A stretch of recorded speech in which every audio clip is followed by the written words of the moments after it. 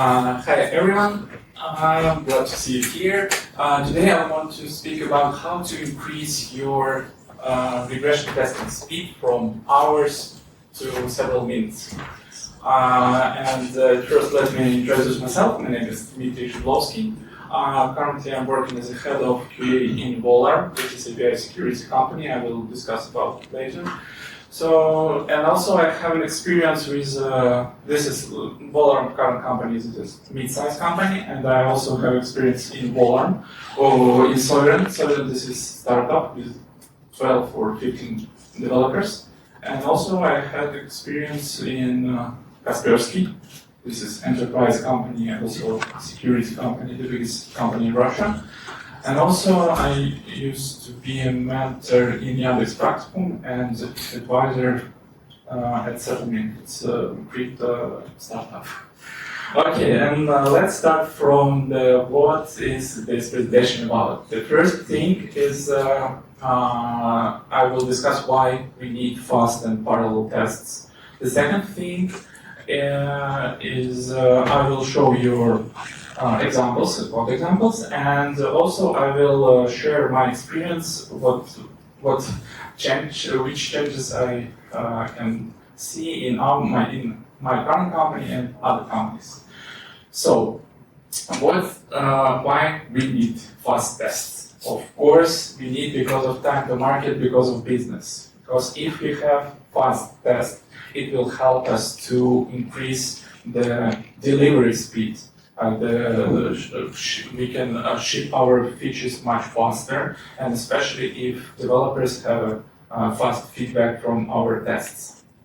And I want to share my experience in different companies, and I had the same pattern. There was at first stage we created a release candidate where developers built monolith or built a different combination of microservices. Then they running end-to-end tests. End-to-end tests had several steps of reruns. The first can be several hours. Then rerun failed test, rerun again and again. Then duty QA analyzing results. And after all, if everything okay, we can release it. But if something went wrong, we should again retry this solution. I think someone had the same case in their companies. And let's start from our first use case. This is startup.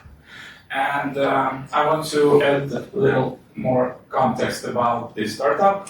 Imagine that you have a service who help you to deploy blockchain nodes, and user can deploy, scale, upscale, downscale, add some additional services like Blob Scout or something like this. And also company has they have environment for testing. And how it was, how they wrote the test. This is the example of the test. I hope you can see it. Yes. And the problem, who can find the problem in this test? Question. This is a very tricky question because there are no problem if you run this test just continuously or without parallel testing.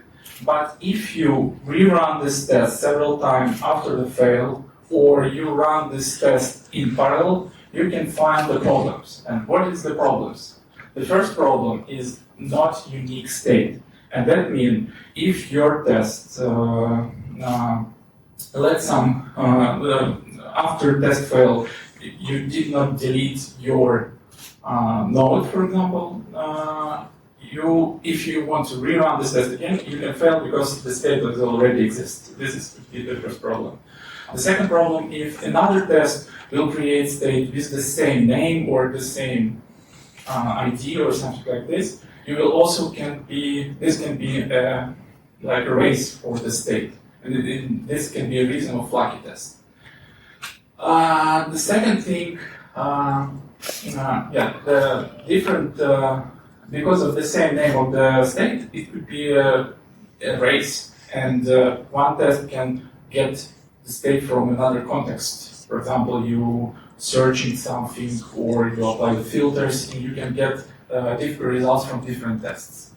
And the last problem that in the post condition of the test, like after test tear down or something like this, we don't have a guarantee of cleanup.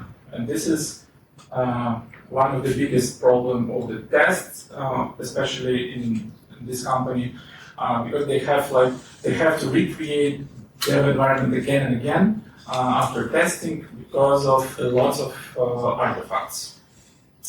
And how the test should looks like. The first thing is we have to declare a state. State should contain three parts. The first part is prefix. For example, it would be test name or some prefix of the test. The second part is unique hash, and the third part of state is date. And why we need a date and prefix?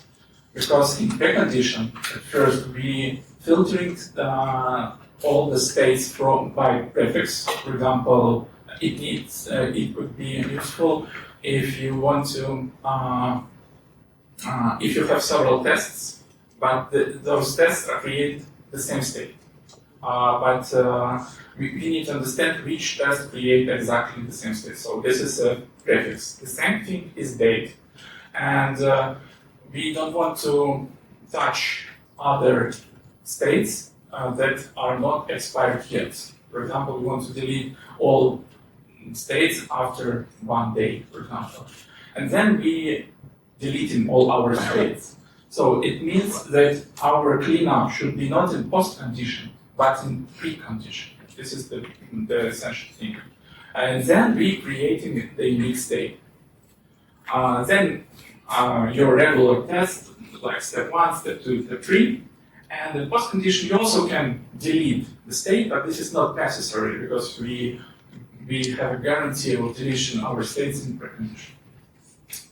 So how test looks like after refactoring? The first, we declare state as node name is our prefix, is our unique hash, and node date. Then, when we're filtering node by the hash, when we're filtering node, we have a guarantee that it will be unique. That will be unique state because of the hash.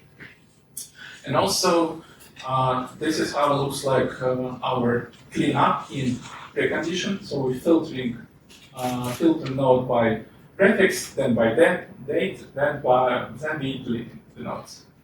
And what was the result? What was before and after? Before they have like nightly tests where they have several hours of test runs and a lot of retries because of race, because of other stuff. And they have 1 release a month in average. What was before, after refactoring?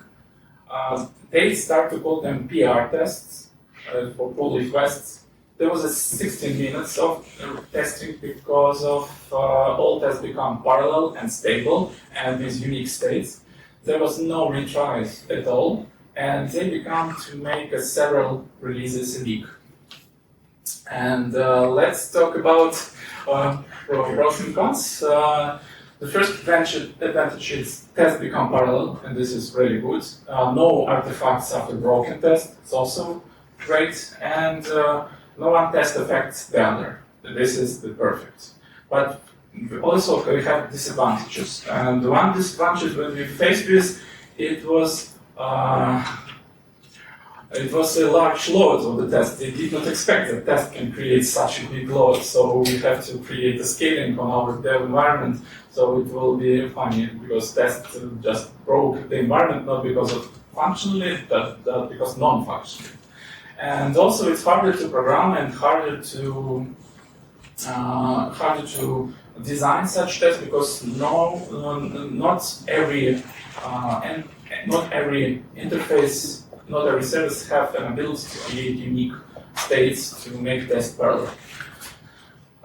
Okay, and what about alarm? What is it? So this is API security company, and one of the products is WAF. WAF, this is web application firewall. It works like a regular firewall, but for HTTP requests. So, for example, we have an attack in our HTTP traffic, and we can detect it and filter it. And also, we have rules for HTTP requests. And how it works. For example, you create the rule that if a request doesn't contain its header with some pattern, you should block this request. So, and you can create a lot of rules for different types of requests, for different conditions, etc., etc. So, how the test looks before our tests. The first thing, we create unique user, and it allows to make a parallel testing because all the users are unique. But from the other side, this is a huge precondition. Because if you create user from scratch, you also have to create node entity, then you have to deploy the filtering node. The filtering node deploying is average 1 minute because it's deploying container in Kubernetes cluster and configuration, etc., etc. Then you create in the rule. Then you have to wait synchronization with cloud rule because you're creating rules in cloud. And then you send the request and validate the result. So, and also you're deleting the node user in post condition. That was a pattern of our test before, and there was around 300 tests, and the test run took several hours, and of course there was a lot of problems because of non-functional problems, creating user and nodes and that, etc. creates a lot of load on an environment, and that was very hard to clean all this stuff. So it was pretty slow and complicated to write such tests. And what we did, we did the next thing. We moved the complicated precondition out of the test. So the idea was the next. We want to test how we apply the rule in our nodes. So it means we don't need to create the user in each test. We don't need to create the rule in each test. We just want to be aware that the rule is applied, right? We don't need to deploy the filtering node each time.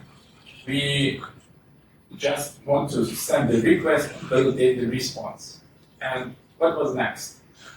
We changed the strategy of our testing, and this allows us to create 450 tests at the moment, and the full regress time now is 25 minutes instead of the hours with 300 tests. So, and the result was the same, and also we found a lot of bugs, and we found a lot of, and it's become very hard to make a mistake because the coverage will become insane. So, and how it was before? Before it was nightly test, again, the same pattern. There was 4 reruns. There was only one release several months for a filtering node. I heard before I joined the company there was one release in 2 years. What now? Now we have one release a month for filtering node, but this is not the only one product. This is the product that you should build for different operation system. You should build a Docker for different platforms. You should build an ingress controller for also for different platforms. And around 50 artifacts of the filtering node. And we run all these tests in parallel for each type of build node. So it become much faster, and now we can do release once a month instead of once as several months. And also I want to remind you how the structure of the test should look like. at first we should create the state. For example, state could be blockchain node is a prefix, unique hash, and date. Then we should delete our previous states in precondition.